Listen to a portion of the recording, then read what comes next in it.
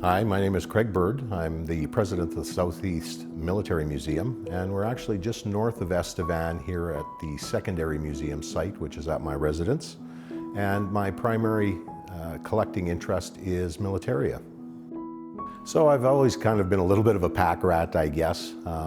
You just start to sway to the military side of things. Like I said, I joined the military when I was in high school, so spent the next 10 years with the Royal Regina Rifles in a part-time and then a full-time role before I got employed down here in Estevan. And every summer on the 6th of June, they would have a reunion with the veterans. It was kind of nice to see and talk to the veterans. They would probably talk to us more than they would their own family, just because we were members of the unit, you know, young, impressionable kids at that time. And just over the years, as I got to know more and more of the veterans, I started actually wearing a uniform that was from World War II. And because of that, the veterans would talk to me even more about their experiences. And one of the veterans came back and gave me his leather jerkin, is what they called it. It was a piece of his uniform that he had worn, and he gave it to me as basically a sign of appreciation for, you know, just talking with him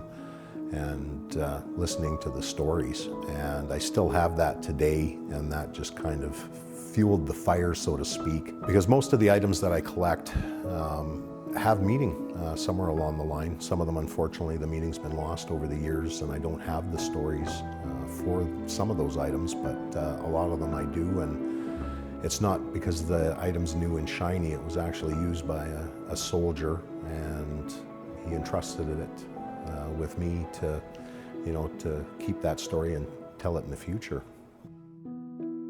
It got to the point here where I ended up one year talking to 3 veterans, and we had the regimental history book that was done in 1946, and it had photos in it where the veterans were then pointing out, well, this was so-and-so, and this is where this photo was taken, and he was killed, you know, 2 or 3 days after this photo was taken, and that sort of thing. And out of the corner of my eye, when we were talking to these veterans, I saw some ladies that were just standing just down the hallway a little bit. And when we were done our conversation, one of the veterans left.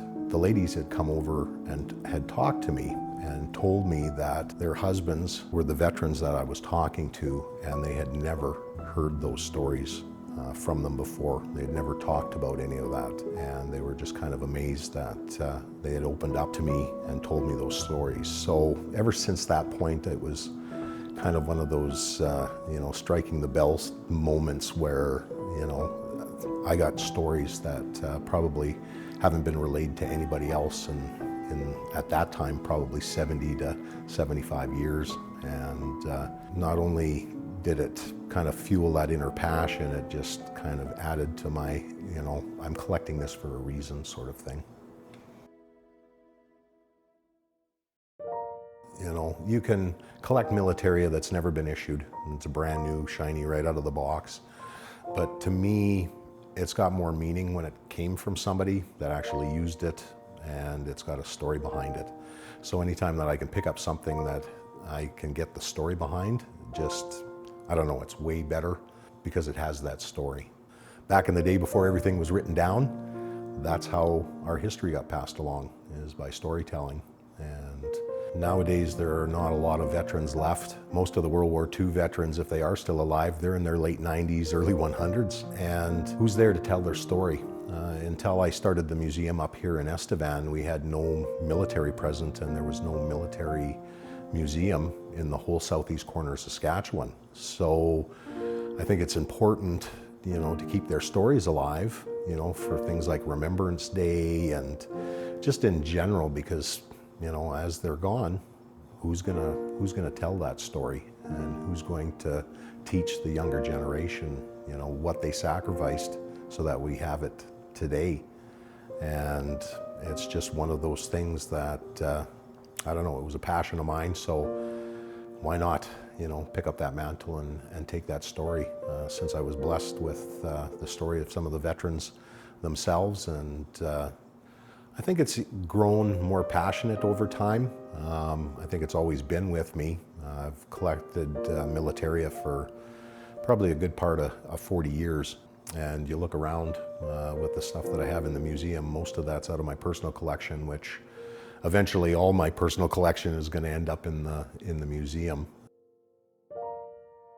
So we started the museum in, well, late 2018, early 2019, with the goal of being a proper, legitimate museum. We wanted to overall keep all of this history and make it bigger than just one person. My collection was here. I won't be around forever, unfortunately, so I needed to do some long-term planning with all of this. Plus, I like displaying all of the memorabilia that I've collected and telling the stories, so I thought this was probably a good avenue to do it. So on Remembrance Day in 2019, we actually had our local World War II veteran and our MLA cut the ribbon and officially open the museum on Remembrance Day in 2019, and we've been going ever since. Well, you can expect to find things like uniforms that belong to individuals from this area.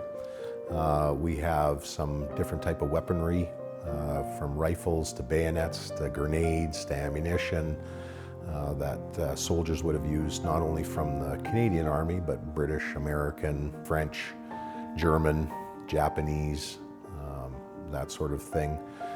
Again, all kinds of just little memorabilia, manuals, books, binoculars, personal items that soldiers would have used, photos of different veterans, some of them that unfortunately have passed away. We have medals that belong to a lot of the veterans there as well as all kinds of photographs from World War I all the way up to modern conflicts. Just a little bit of everything. Anything that was military related, you can pretty much find it. I've opened everything up to the public, and we educate the youth. So I go into the schools. We have an Air Cadet and an Army Cadet program here in Estevan. It got to the point where, well, there's other people that are interested in town too, so we opened it up to everybody. Our primary location is in the Estevan Legion. We've partnered with the Legion to put a roof over our heads, so we have displays in the small and the large hall in Estevan. And then because we weren't able to utilize as much space as we wanted, I ended up setting up this secondary site out at my residence so that I can showcase some more items. Plus, people can take a little trip out of Estevan here and have a look around and see and learn about some of the sacrifices of the Southeast.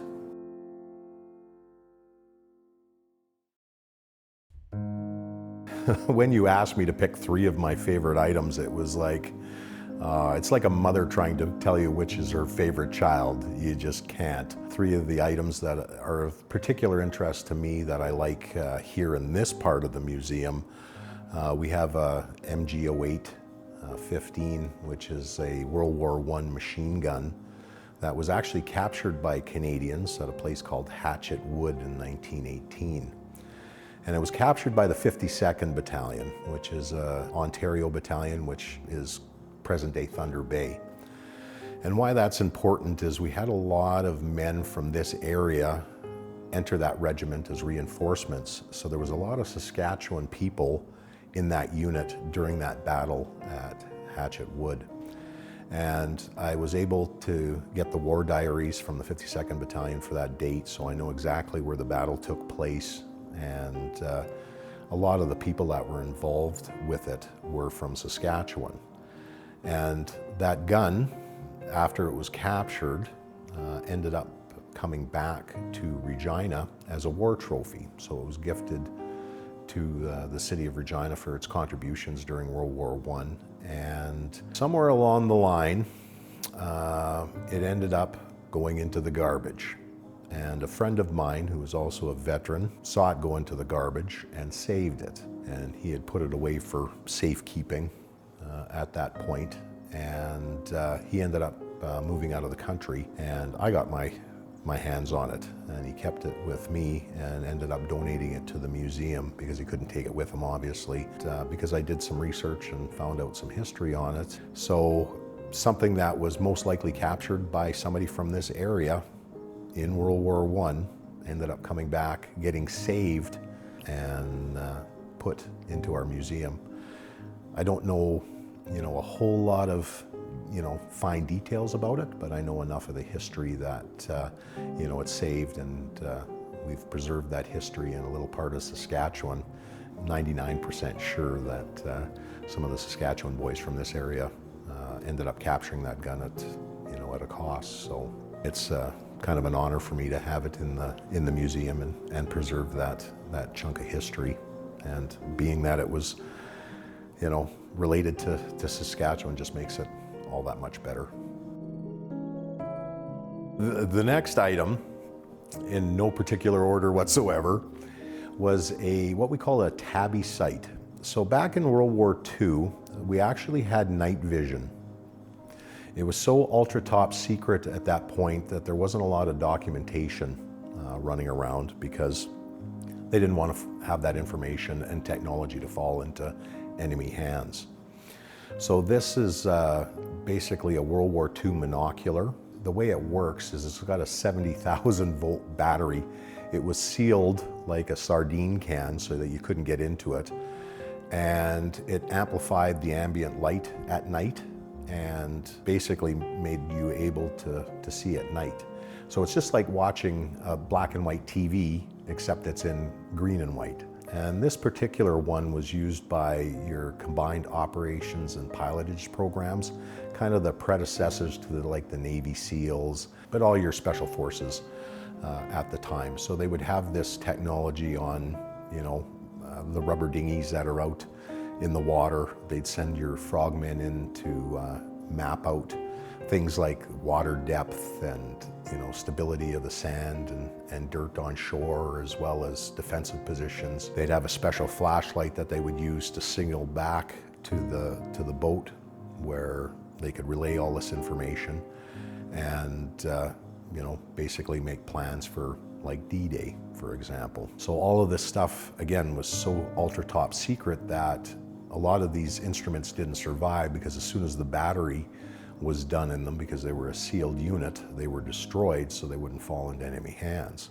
And then they were also given explicit instructions that, if there was a chance of being captured, they were to destroy that technology and dispose of it so that, it wouldn't fall into the wrong hands.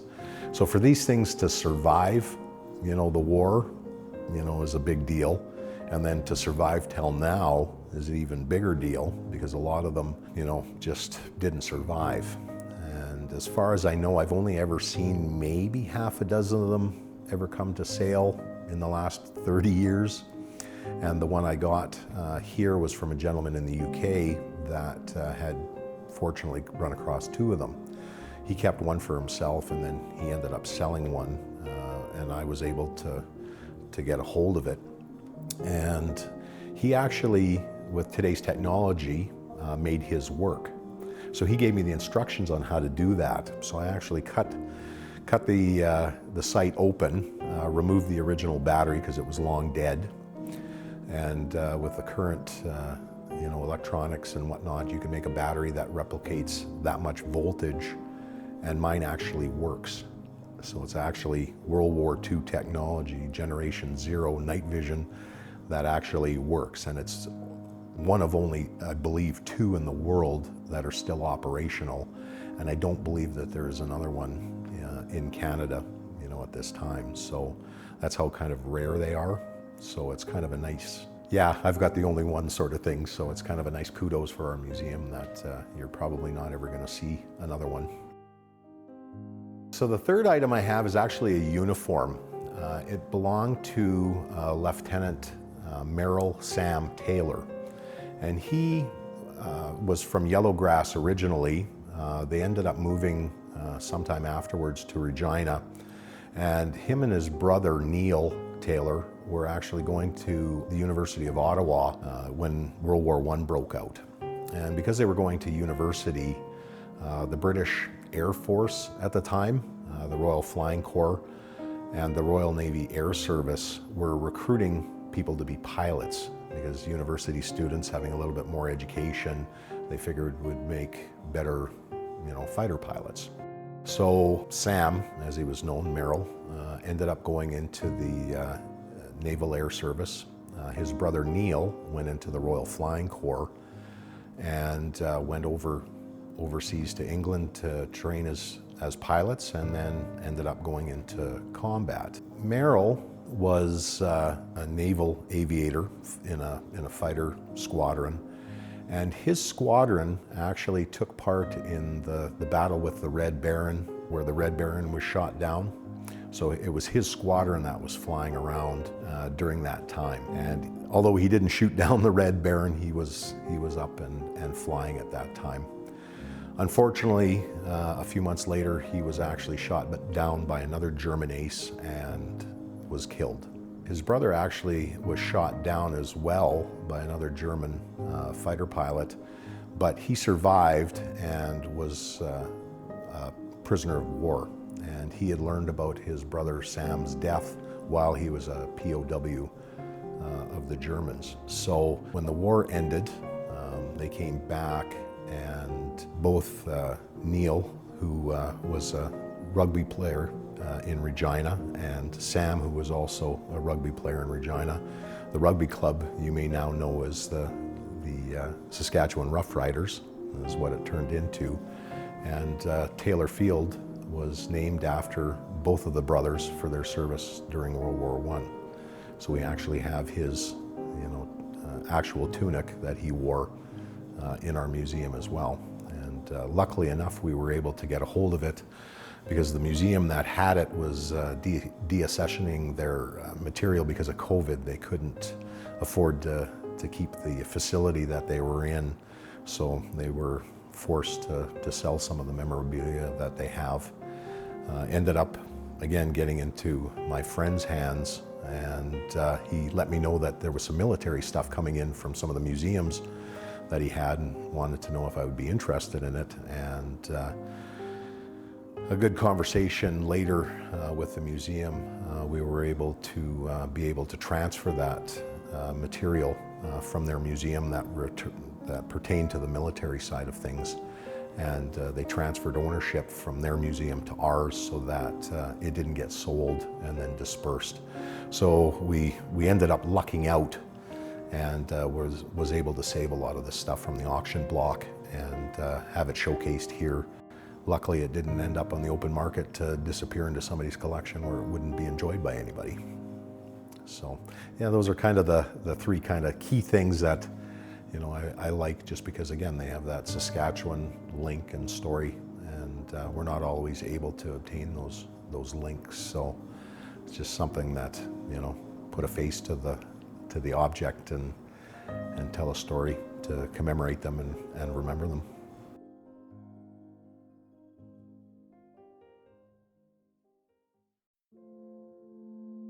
Being a collector for a lot of years, I've built up a network. I've gotten to the point here where I'll get emails from people I know in Europe. Hey, I got something that of interest to you, and it's just like, why are you even asking me? Just send it. Tell me how much it is, and we'll go from there. So it's just years of networking and building up relationships with other collectors, and again, talking to veterans. And I do public talks, and we put stuff out on social media. People come to me as well now, because they have stuff that's sitting collecting dust and they don't know what to do with it. And if the family doesn't want it, we have a home for it here, so that we can tell their story. And we've had several instances where the family, they've got quite a few grandchildren or great-grandchildren, and they want to start fighting over this stuff, and the parents don't want to split all of this memorabilia up and disperse it throughout the family. So there's other options. We can keep the military here, and they can get replica or replacement medals, for example, so that they can still have a piece of that family history there, but the integrity of the entirety of the story can stay together in one place, and then other people can enjoy it as well, and learn about the service of their relatives without having it split up into different segments. Well, I hope that the museum will ideally last forever. Again, the whole plan was to make sure that these items and these stories don't disappear, and that the memory of all of the people that they represent stay here, especially in the Southeast. And, you know, through telling the stories, recording the stories like this, and trying to reach out to as many people as we can, we hope that, you know, it lives on, you know, in perpetuity.